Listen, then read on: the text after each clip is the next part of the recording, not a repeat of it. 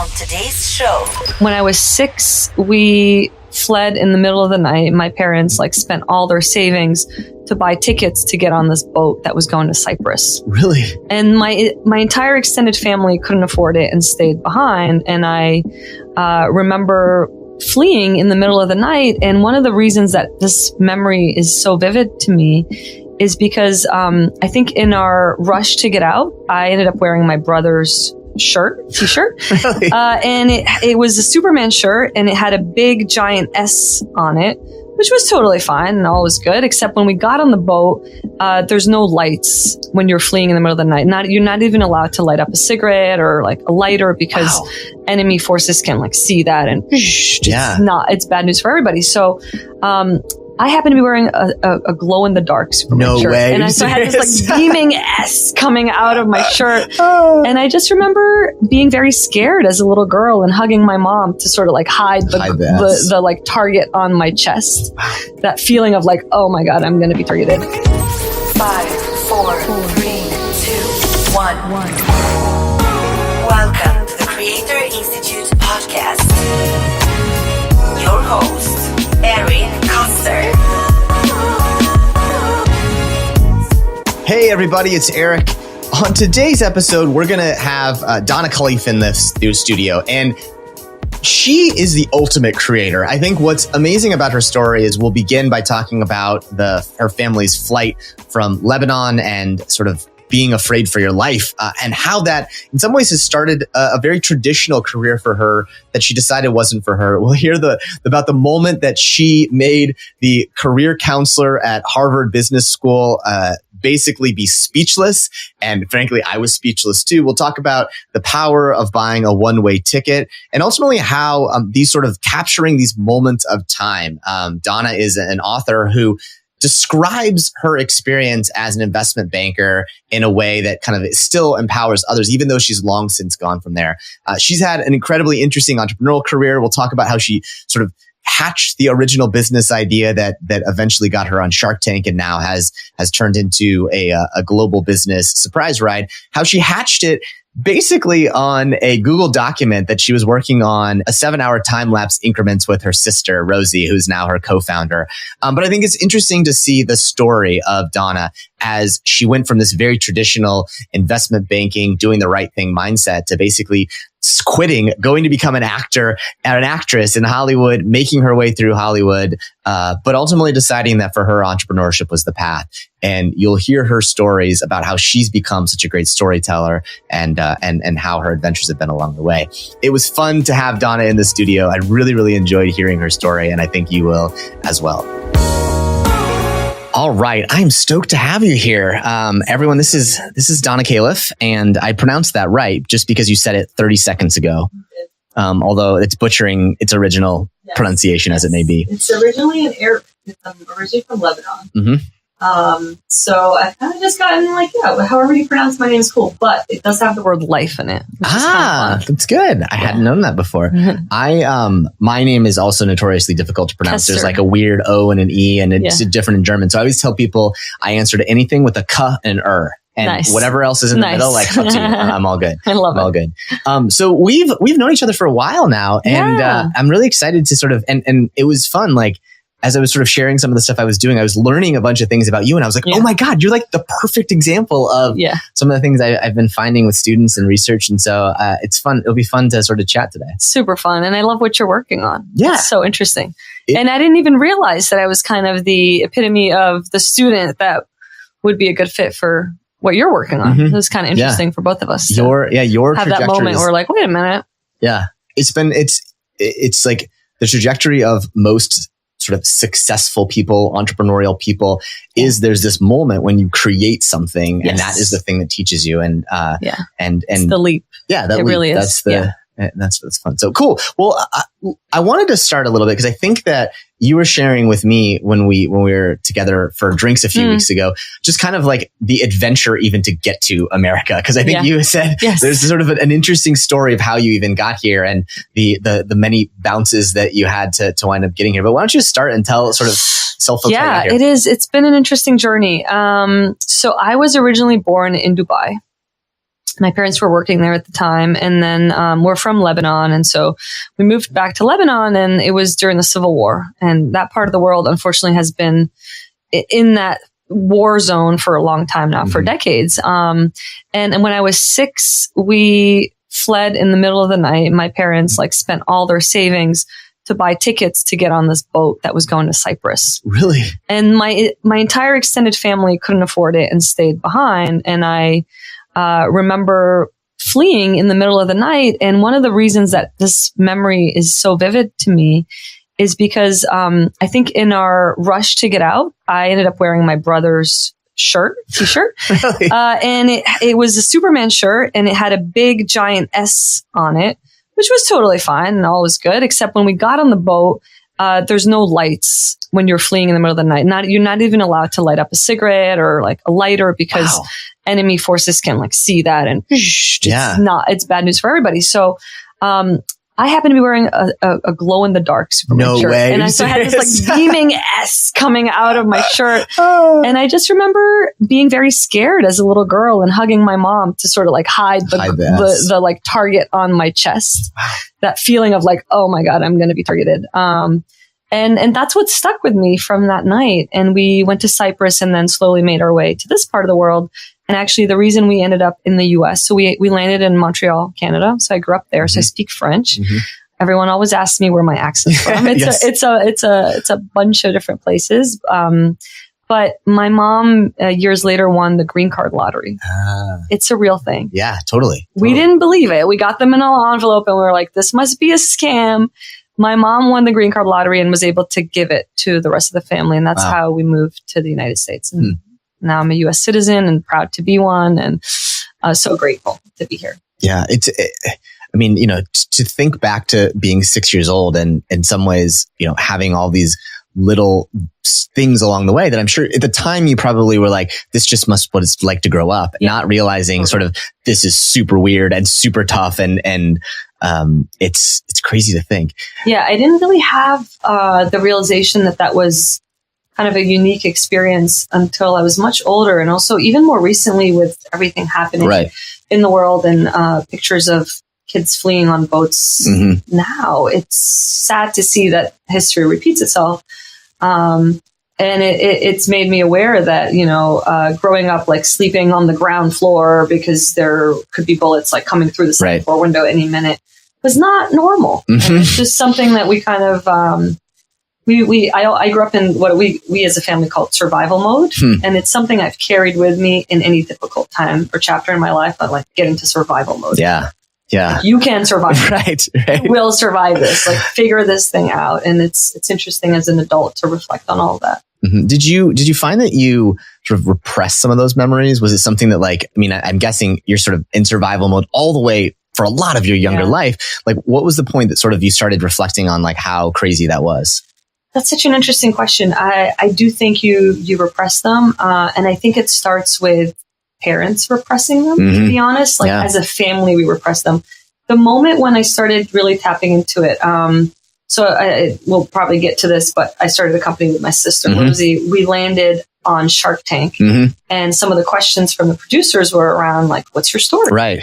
And we talked about those things and started to kind of explore them. And when we watched the segment with my family live, they later said to me oh, those things happen. Whoa, I haven't had it. And there were tears. There was this sense of I can't believe you talked about those things. Interesting. On TV. There was embarrassment. There was shame from siblings and parents. And we had this moment where we looked at each other as a family and we're like, those things really happened. I didn't make those up. And they were just this acceptance.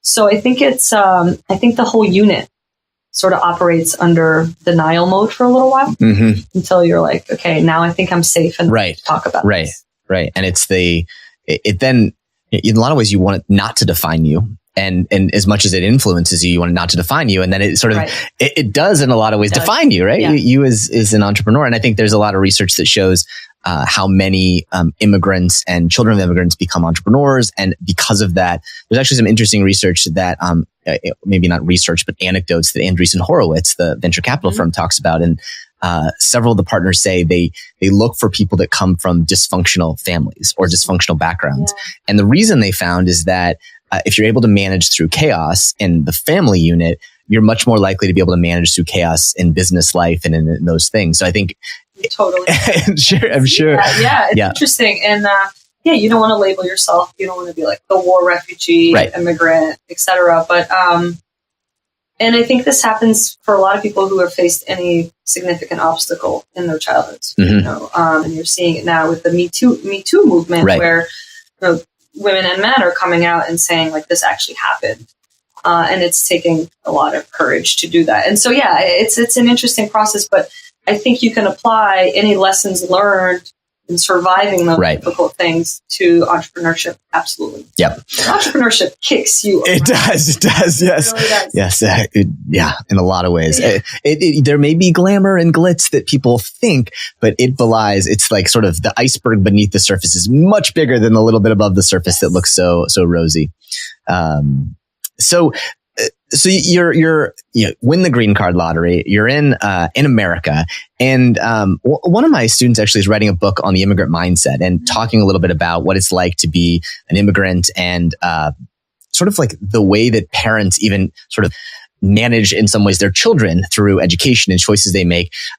Did you find yourself sort of feeling like, I'm thankful to be here, I'm going to follow the sort of standard path as you're sort of growing up? Oh, absolutely. I think it's funny because I've recently noticed how many of my close friends are either immigrants or sons and daughters of immigrants. It's something I realized when I was in college. I looked around and I was like, wait, surrounded by a bunch of sort of first generations, and I'm technically zero generation. Yeah. But I really, I was a kid when I came to this part of the world, and there's tremendous pressure from parents to kind of fit the mold of like doctor, lawyer, engineer. That's the joke. That's right. The running joke.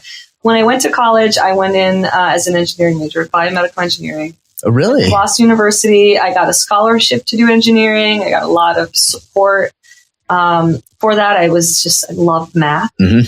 And I love numbers, and I thought, well, this would be a good place to use it because, again, those were the three choices. Exactly. I brought up with, and when I made the switch to business and finance, and I also studied international relations because I thought an awareness of what's happening in the world was just clutch to being human. Right. But I really knew I was going to go into business. My dad took me aside senior year of college, right? Like, you're almost done. You're about to graduate. He took me aside and said, you sure you don't want to switch back to engineering? And I looked at him like, no, it's late. But I didn't really have their support in that way. I had to pave that way. I had to teach them that you could make a living and a career out of business. They saw business as like the thing you don't learn. You just, don't you want to like run a convenience store or like it's something you can just teach yourself. So it's interesting. A while to teach them that like there's a place called Wall Street. Right. Like, really, you have to learn the ways, and there's a certain advanced thinking that goes into all that. So. But you shared something with me before, is that as much as you were sort of having the traditional business experience, you also sort of had a little creative flair. You were the sort of you tapped that creative itch. Talk about your sort of your side hobby while you're in college. Yeah. So when I was growing up, I always loved acting and theater, and I did have a unique childhood in the sense that my dad was an artist. Mm-hmm. So although my parents had the immigrant mindset, I had a very unique immigrant upbringing. Right. My dad was the starving artist. Like, there's really no other way to explain it. Yeah. He lived for his passion. It was in his blood. He had to create art. That's how he expressed himself. And I grew up with my dad always saying there are those who make money and those who make history. Interesting. It was like the quote he lived by. For a guy who grew up like in poverty in Lebanon and came to America, a very smart man, could have done things differently, but he really believed in making history. Right. And so that was always in the back of my mind, I think, as a young girl. And so I went to BU, I studied finance, then I went and I worked on Wall Street, very sort of like traditional, career path. And then I went to business school at Harvard, and I got my MBA. You had like that's basically like the path, right? Of anyone who's in business, it's exactly. You're, like if you're not going to be a doctor or a lawyer or an engineer, it's not even an immigrant path. I actually wasn't surrounded by immigrants. Right. I was surrounded by people who grew up with parents telling them they must go into banking. And you're at one of the most prestigious, firms on Wall Street. Right? I mean, you sort of have done all of those right things. I did those. I did. Knowing you is always a little surreal. Yeah, it is. Yeah. It's funny because I know you, and I don't think of you as. I mean, I know those people, right? Like who go that path. It's hard for me to like think back of that because you do have this sort of like creative flair. Yeah. And you said even while you were in college, you were doing theater and things like that. I was taking those electives. I was like the non-theater major in the production. Met some fantastic, amazing people that way. But when I went and I worked on Wall Street, I think it allowed me to stand out in some ways. Mm-hmm. It allowed me to perform at a higher level. Yeah, because you're being modest here. I mean, you were like great at your job, right? Like you were really good. I mean, top ranked 4 years in a row. Yeah, it was hard because I started.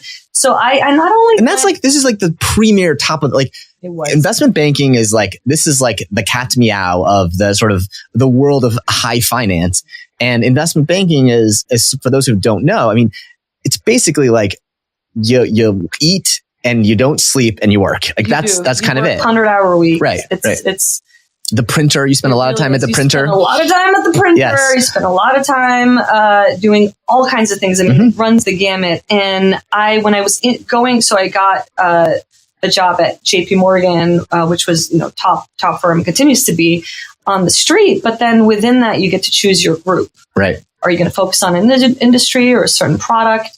And not surprisingly, I went for the toughest group. Yeah. Mergers and acquisition. Right. I remember someone saying like, that's the toughest group to get into. And some part of me was attracted to that. Right. Mm-hmm. I've since learned to listen. Yes. Parts of me and go, do you really want to do this? But, I also loved the concept of mergers and acquisitions. Like, why do companies merge with companies that seemingly don't relate? And I remember thinking about just like Pepsi buying a Frito-Lay's and like a chips company. And this is a long time ago. Right. But what are the synergies and wanting to learn about how you value a company? You know how much a pair of pants cost. But like, how do you value a company? Right. So it's really interesting. But I did end up choosing a path within investment banking that was extremely difficult. And I was just surrounded by men. Right. Yeah. I was going to say, you were probably, completely surrounded by I don't know if I ever worked with a single female. At least there's a sort of oftentimes there's an entry level class where it's fairly diverse gender wise, but it sort of.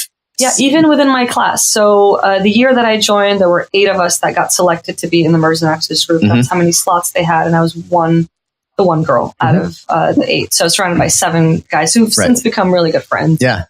But there's a competitiveness at the start, right? It's really interesting. Yeah, it was really interesting. And it was difficult because you didn't really have mentors who were women to look up to and turn to. And it just, you had to be that much more, I think, emotionally aware of, I'd walk into a boardroom. So the beauty of M&A work is that you get to work with CEOs and boards as they make these really big decisions that can affect entire You're in your 20s and you're dealing with like big deal companies. It's crazy, right?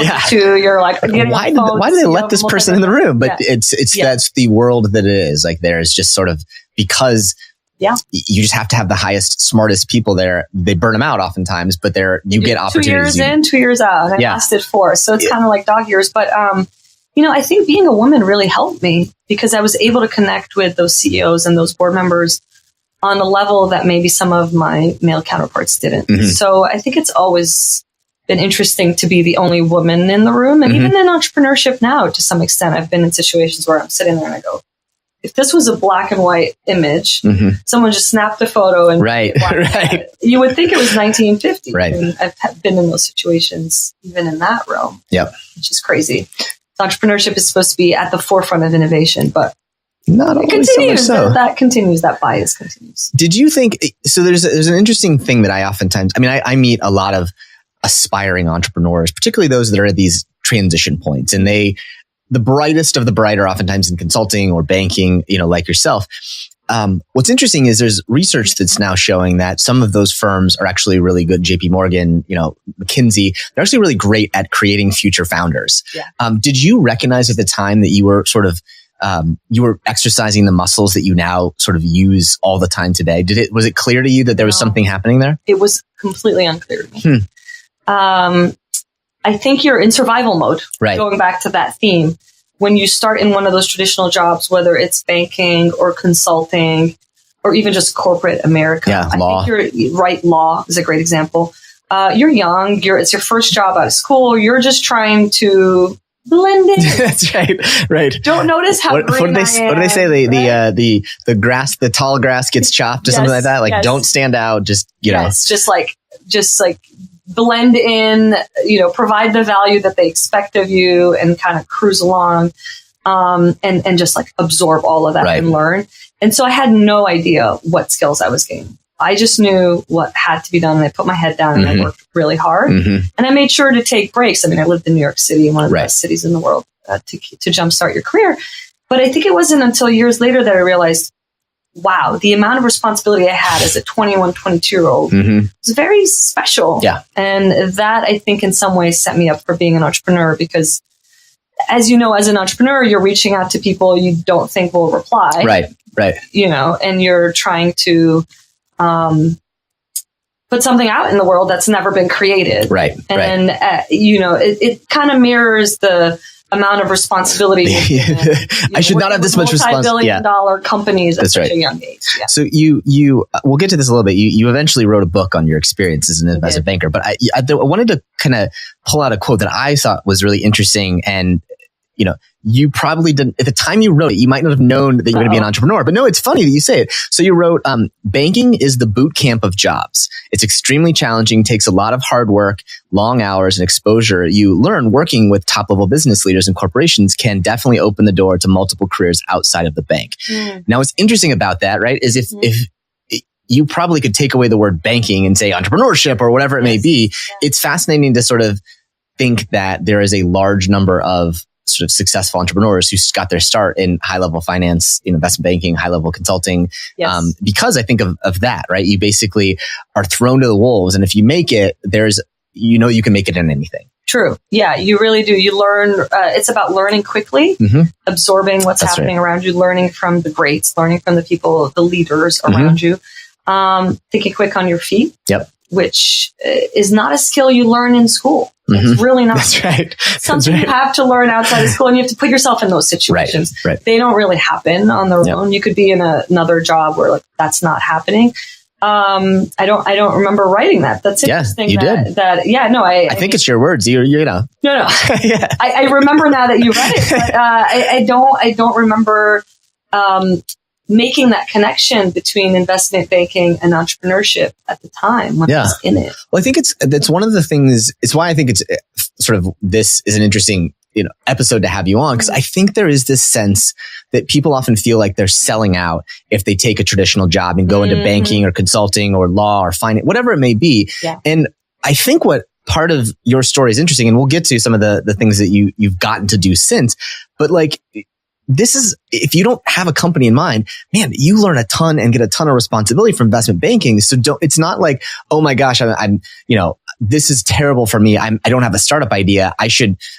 Why would I take this job on Wall Street? No, Wall Street prepared you to be successful today. It absolutely does. And I have some words of advice for people who do go into those paths. So I've always said this. So since I've written the book, I've gone out and spoken to various universities about this. And I'm actually a believer in going the traditional path. It's hard for me to say, to advise students to go entrepreneurship straight out of school. What I say to them is, if you 100% know this is what you want to do, by all means, follow your heart and do that. But if you're at all unsure, going the traditional path sets you up in a very nice way to have that optionality. However, those are also careers that really have been built over decades, many decades. Investment banking is an old industry.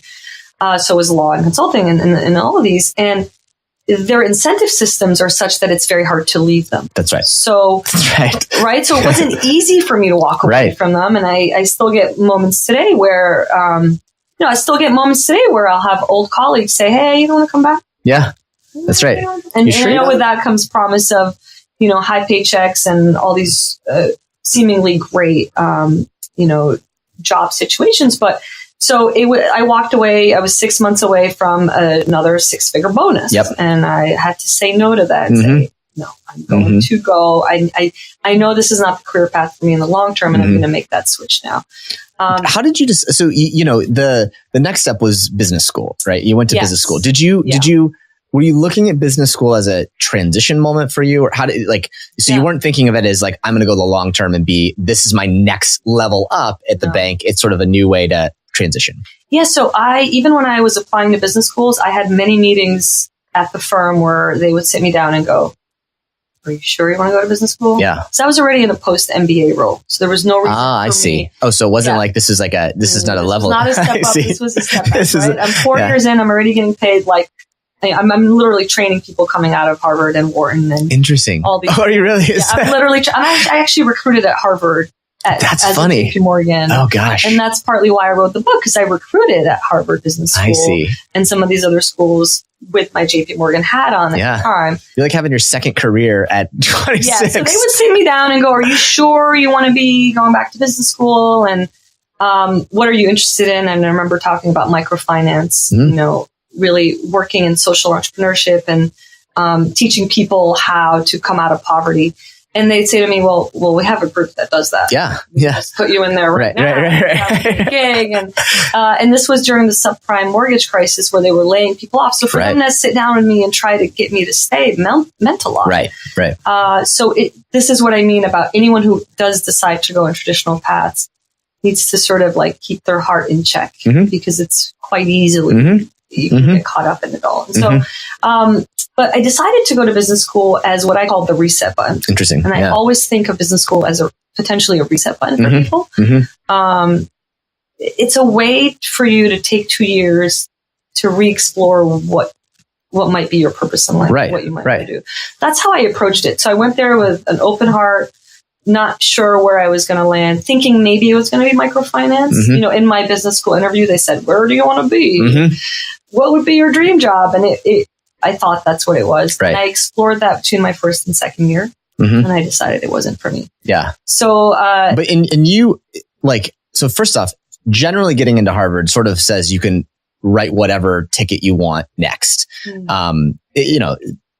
There's not grades, right? It doesn't. There aren't grades. Yeah. I'm surprised how many people can get caught up in that. Yeah. Right. Whatever. So 1, 2, 3 grading system. Right. So you're basically there, and you sort of get to decide what's next, and you're looking at this as a reset button.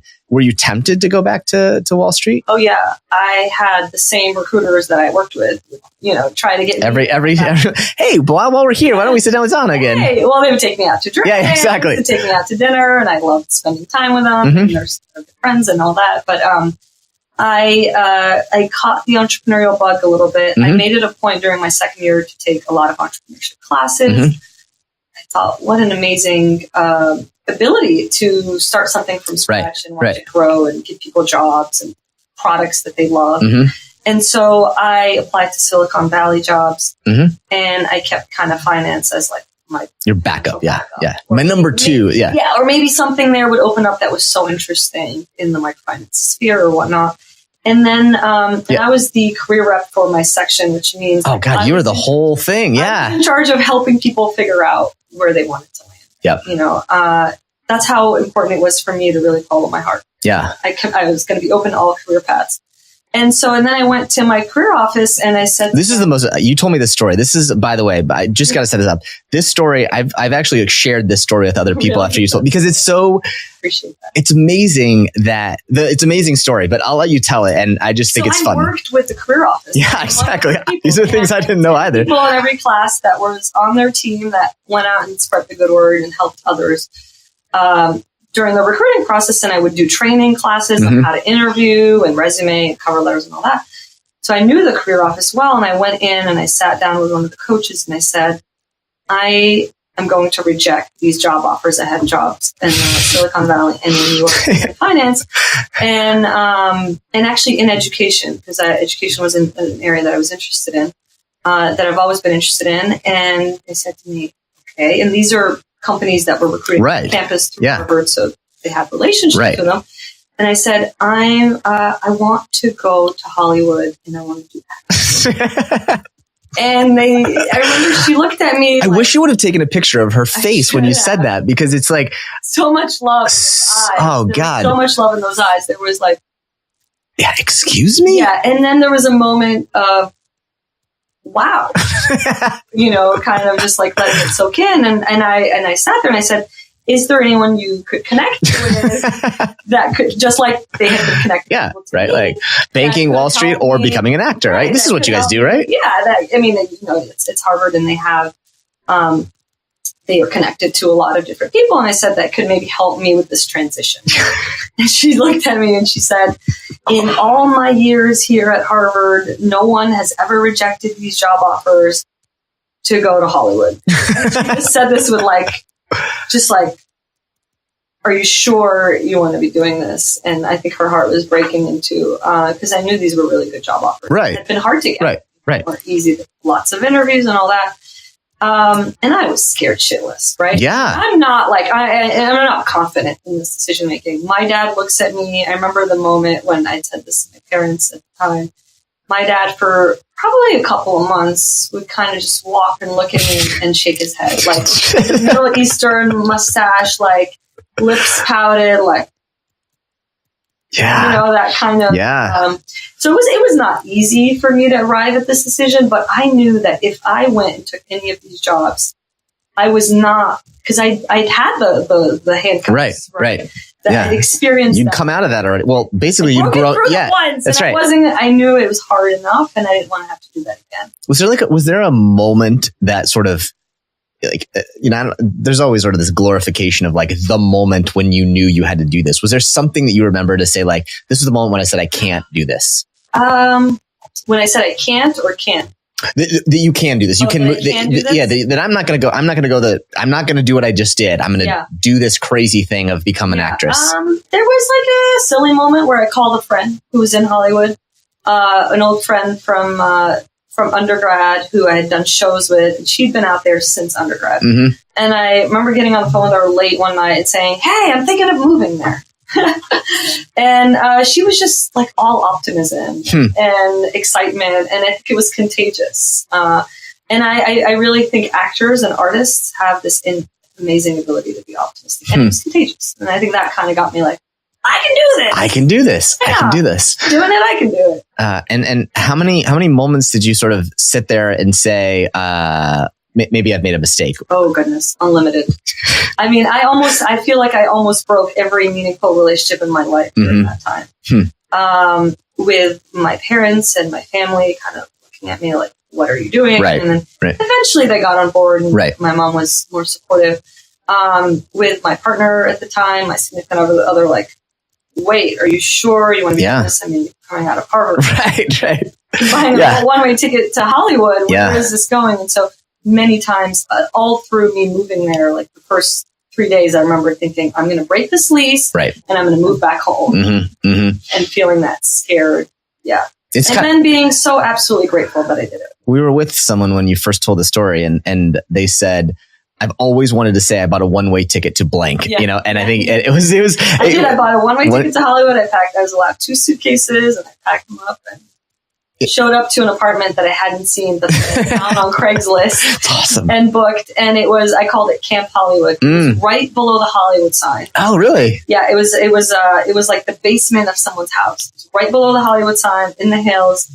And it was Camp Hollywood because I basically lived outside. Right. I mean, like, dirt would come in through the windows, leaves, spiders. By the end of my time there, I was like talking to spiders. I just called it Camp Hollywood, but life-changing experience. Yeah. Did and now that it's been some time, did people say, like, we thought you would make it a week, or like, did you? What do people say now that you've sort of come out the other side and have this life you have today? What did they say?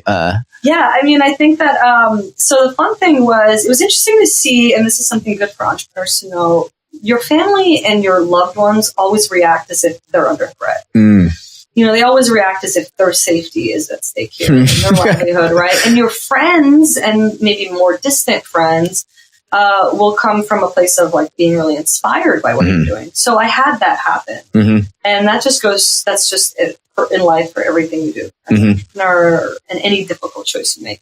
So I had a whole group of friends kind of really live like vicariously right. and want me to share their story. Interesting. So I did that. I documented it a little bit and I shared it with them. And I stayed away from my family just a little bit and kind of would share more of the positive with them. And eventually they were on board. That's awesome.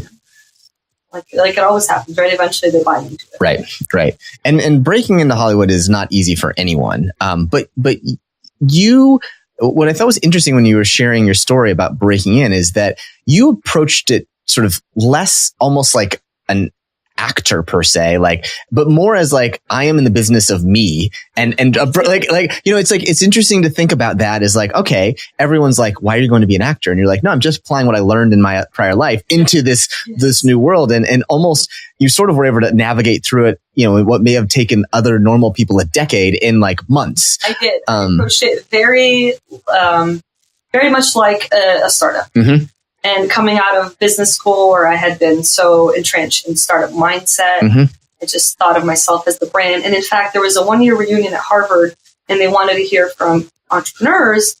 And I put my name in the hat and I was like, and they're like, product. And I was like, me. Yeah. And they were so happy to have me present at that event. But I really approached it that way. I gave myself a timeline, quarterly check-ins. And how do you explore? It's like product market fit, right? Yeah. Product market fit. And so I approached it and I took classes and I applied and auditioned to things. And product market fit was going to be whether I got some of those auditions. Right. So I really kind of was interesting. And I had a financial budget to survive the year. A lot of Easy Mac and ramen, but got through it. You were there moments when you thought, looking at it now, that one thing breaks a different way that we could be talking to Donna, the actress? Was there sort of like, because it's, you're attacking this as, you're getting yourself in there in a different way. Again, someone probably might have looked at this as a 10-year thing. You said like, I got a year, I got to figure that in. What was some of the interesting moments that were maybe one eyelash away? Wow. I think that if I'd stayed longer, you might be talking to Donna, the actor. Right. I think it is possible to apply the principles of business and entrepreneurship to an artistic career path and get there faster and get there better. I do believe that. And I think that if I'd stayed in it, I could have. I decided that it wasn't for me. For a number of reasons, it wasn't the type of career that I wanted to pursue in terms of the unpredictability of it all. And like coming from such an unpredictable childhood, I don't think I understood it, right? But others can, and I love that they can. But the moments that I think it was like my quarterly check-ins were very meaningful, where I would check in and go, "Hey, what have I learned? What do I still want to do?" And also, what do I want to do that's fun, so that I can look back at this and go, "Wow, I had a blast." Right. So I remember the moment where I joined a sketch comedy troupe. We performed on Hollywood Boulevard at a theater. That's cool. And it was awesome. And I had to write sketch comedy and then perform it and really be part of a troupe. It felt like Saturday Night Live, right? Yeah. And some of these people do go on to be on Saturday Night Live. But that was something that I felt was missing from my experience. And so having those quarterly check-ins where you kind of, okay, where am I? And 3 months flies by. It's like a blink of an eye. And that's one thing I learned. 3 months is a short time. But I'd have those realizations. Like I want to, so one of the things I was interested in was hosting.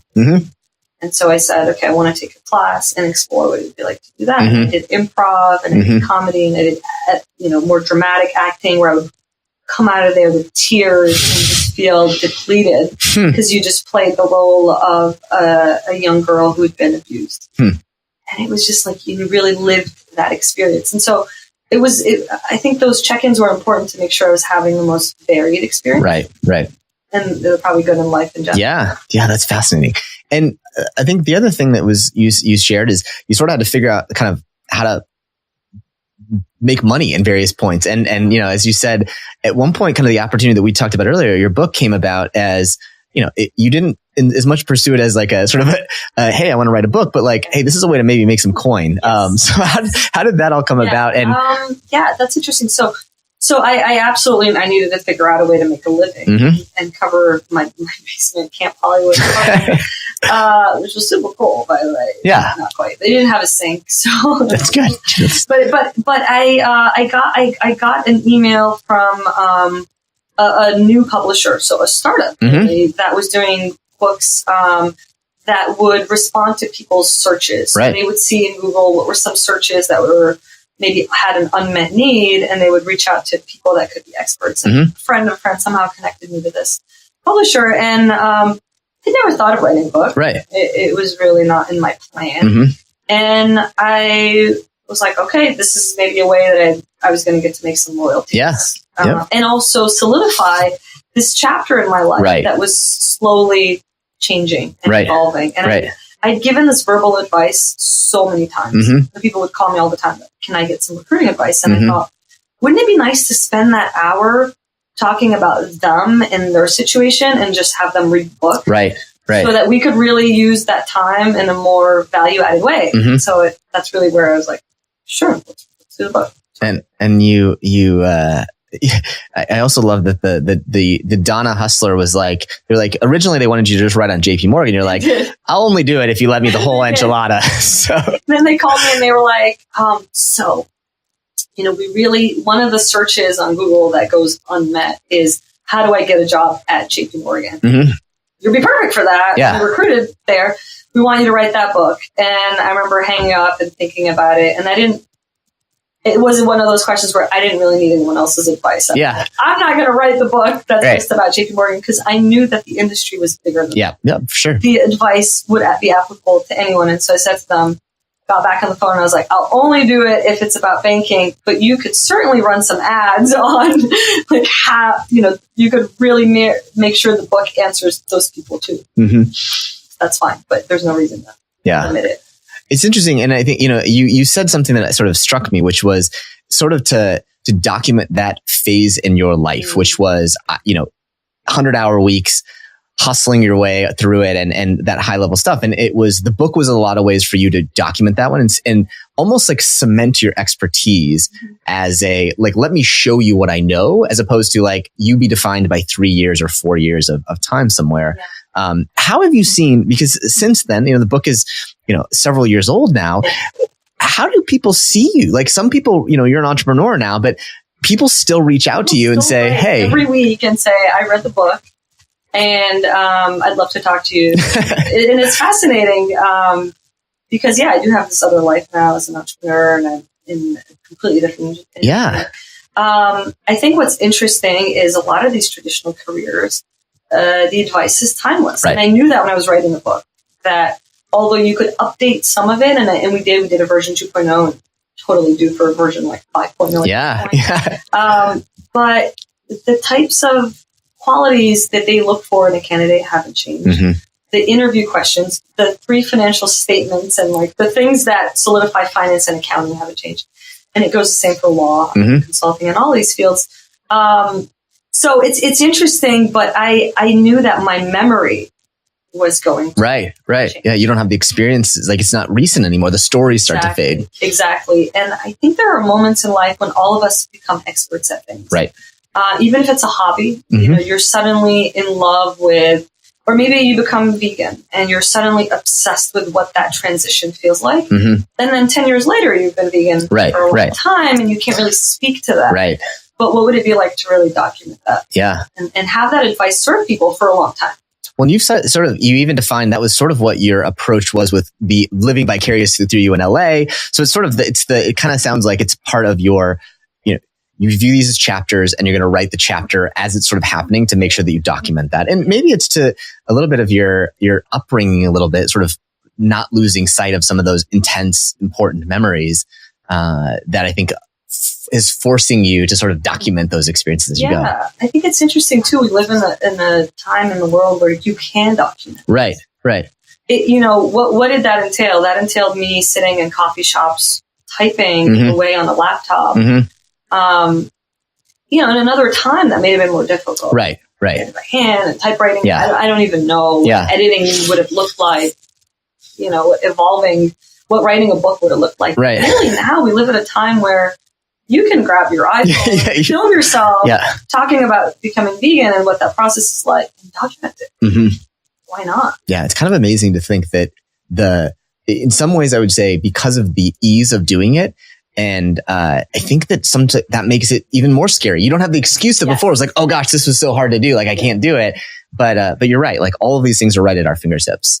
Right, and we're almost living in a world now where there's so much of it that you think, oh, I don't have anything to add to the conversation. And I recently, and I've put myself through this filter several times where I go, but what's my unique angle? Right. And I recently had this epiphany. I follow several bloggers, and I was following a blogger, and I looked at her story, and I realized there's nothing.